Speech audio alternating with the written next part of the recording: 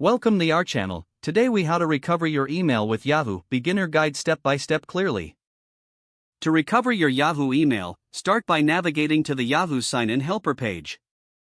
Open your preferred web browser and type in Yahoo sign-in helper in the search bar. Click on the official Yahoo link that appears in the search results. Once on the sign-in helper page, enter your Yahoo email address or mobile number associated with the account. Click on the Continue button to proceed. You will be presented with different recovery options. Choose the method that suits you best, either a recovery email or a phone number. If you select the recovery email, check your email for a verification link from Yahoo. Click on the link in that email to verify your identity. If you opt for a phone number, wait for a text message containing a verification code. Enter that code into the provided field on the website and click Verify. After verification, you will be prompted to create a new password. Choose a strong password that you haven't used before for this account. Once you've entered your new password, confirm it by re-entering it in the designated field. Click on the Continue button to finalize your password change. Your Yahoo email account should now be accessible with your new password.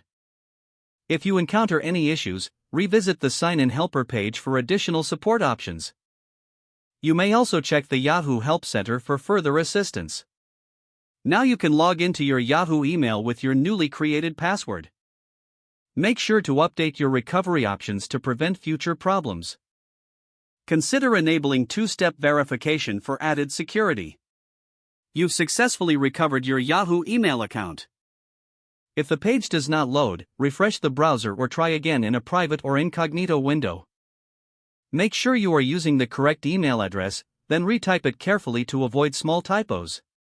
If your password is not accepted, use the reset option and create a new strong password you can remember. Check your spam folder for verification or security emails, then complete any requested confirmation steps.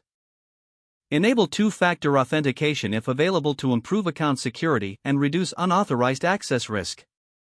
After signing in, review your profile details so your contact information and settings are accurate and current.